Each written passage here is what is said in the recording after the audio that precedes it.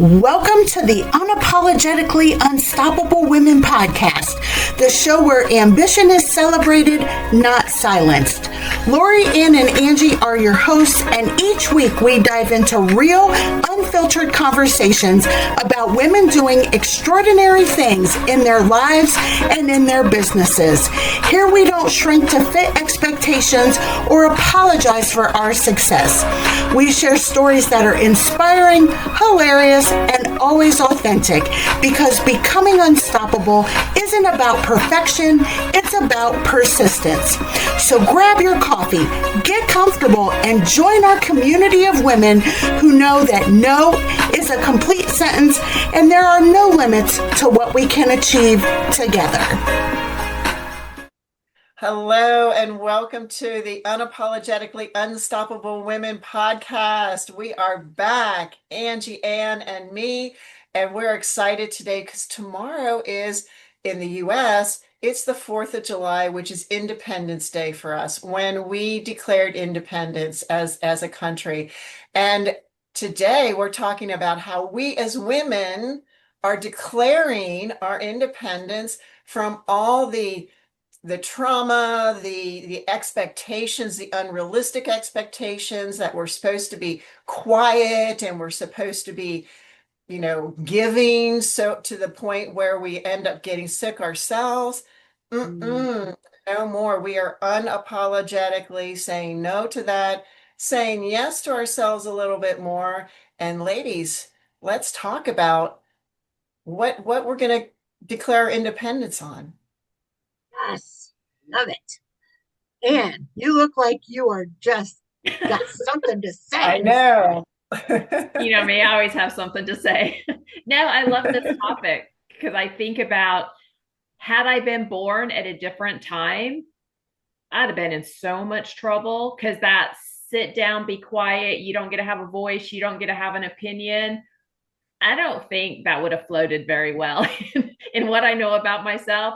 I don't think I would have been that much different then. So no, I love this, and the idea of and the freedom to choose well. So we have freedom to choose however we want, but I think as women, we need to not take the pendulum like all the other way, completely the reverse side, and go, well, I used to have nothing. Now I have everything and I can behave poorly. I can do whatever I want. Like, I think we need to be very, very cognizant that we have so much opportunity, more opportunity than maybe we've ever had. Yes.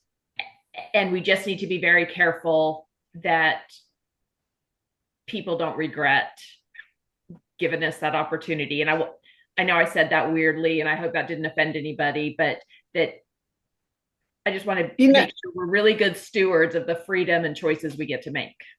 I love that. And when we're using our heart to make those decisions, that makes it so that your heart's never going to tell you to do something creepy, right? Or something that's going to hurt someone purposely.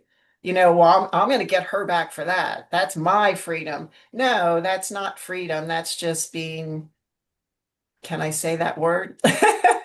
Yes. That's being a biatch, right? And it's not necessary. So I love what you said, Anne, about making the good choices, choosing wisely. Yeah. Yeah. And the other thing too is, making choices for ourselves and not for someone else. And I think as women, a lot of times when we make choices based on our family and what they want or what their expectations are, or, whatever that is, our significant others. If I volunteer a lot in the community, and making choices based on the places that I'm volunteering and all those types of things. And it's like, stand up and make choices for yourself.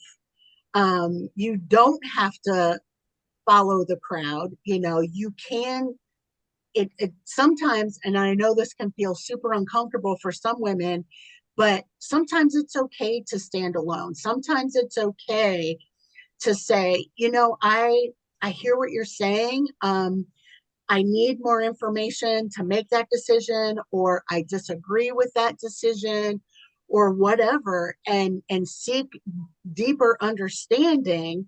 And you may or may not change your mind, but either way, it's like you're making that choice. I'm making a choice to not follow the crowd. I'm making the choice to be able to stand up and say, I have a voice and my voice matters just as much as everyone else's.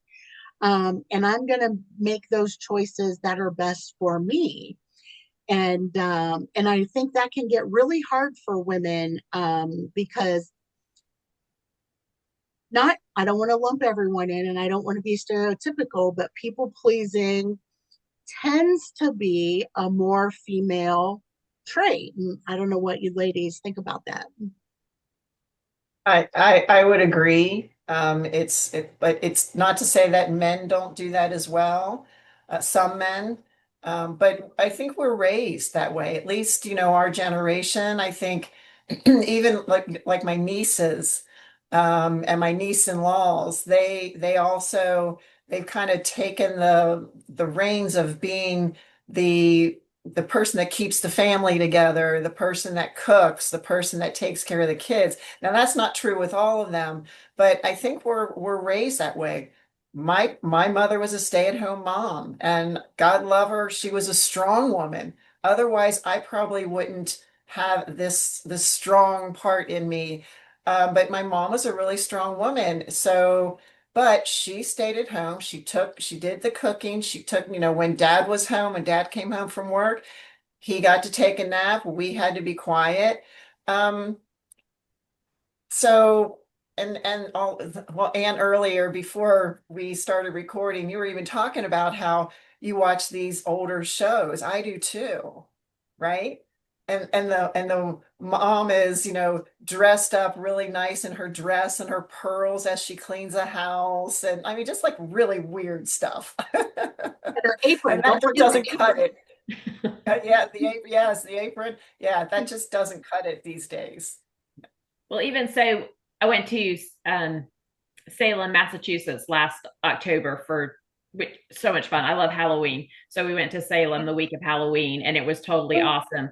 But when you go on some of these witches tours, they tell you that some of these women were killed because they behaved differently or whatever. So the only obvious opinion is that they must be possessed and must be put to death. And I just thought, I wonder how long it would have taken me to end up on that stake, just because it probably was women choosing differently. And the part that gets me, and it still goes on today, is that other women participate in holding women back because Yes. they still have those same thoughts and they still have those same ideas.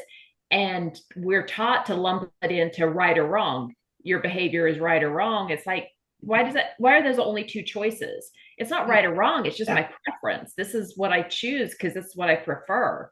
And it's not an out, Exactly. but we're so black and white as a society. And I feel like that's part of why we're not always very nice to each other. True. Yeah. True. I don't like anything that puts anybody in a box. I don't care who you are. I don't care any box, because it just, like you said, Anne, it just makes things so black and white. It's like, that's my only choice.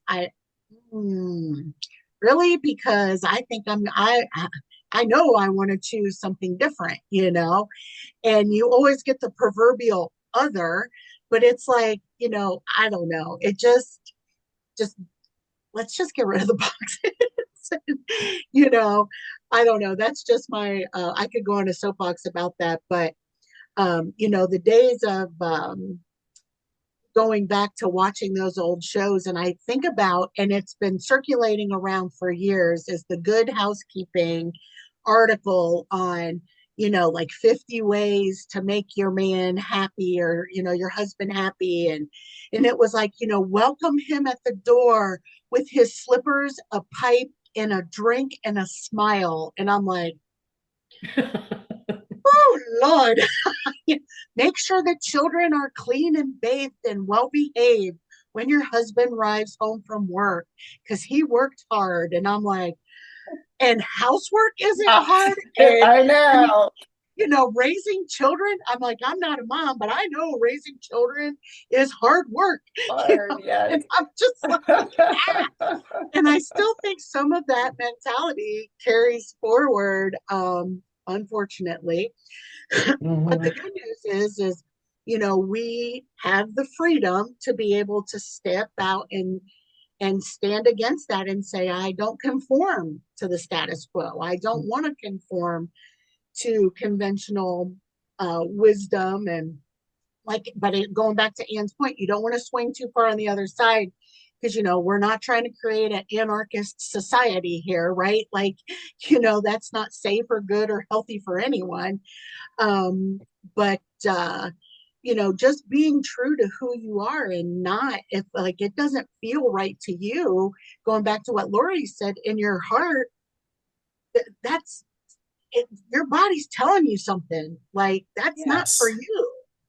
Yes, that is your purpose in life. If there's something bubbling inside of you, like, I really, really want to do this, but I can't because I'm expected to do this, that you're suppressing your true nature, you're suppressing your purpose here on earth. And Angie, I have to mention, when you were talking about the good housekeeping thing, do you ladies remember? So, back then it was like, oh, it's all about your man. And then it, the women's movement started, kicking in and becoming more popular. Remember the commercial? I think it was for perfume. I think it was called a Jolie or something like that. And the woman has a suit on and she's singing, I bring home the bacon. I fry it up in a pan and never let you forget that you're a man, or something like that, and it shows her in her suit. And then she goes into this evening gown. And I'm like, oh, hell no. Right. You know what? If I'm working and he's working, guess what? We're going to be doing that together. Although I have to admit, Dave does most of the cooking. I do most of the cleaning up, most of it. Well, and I think that's how some of the problems back in the day is we got told we can have it all. And then and we can do it all. And then when we realized, oh my gosh, I can't do it all, the guilt. So I was talking the other day with a group, like the guilt, stress, and shame that comes of trying to do everything, realizing you can't. And instead of just taking a step back, going, I need to reprioritize because I can't get this all done. We are naturally wired to beat ourselves up. Well, why can't I see other people do it? You don't see what they're doing. You don't see any of the effect that that's having on their personal lives, their health, their anything like that. You just see that the end result, not what it took to get there and what they gave up to get there. Yes. So I think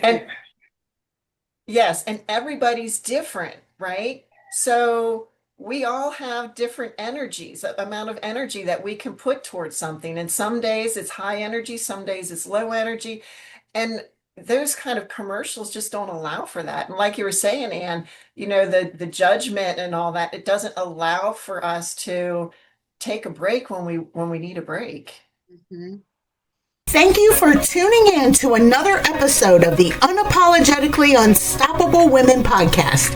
If today's conversation fired you up, inspired you, or made you laugh out loud, don't forget to hit subscribe and share this episode with another unstoppable woman in your life. Remember, you don't have to apologize for your ambition, and you never have to shrink to fit someone else's expectations. Keep showing up, keep breaking barriers, and keep living life on your own terms.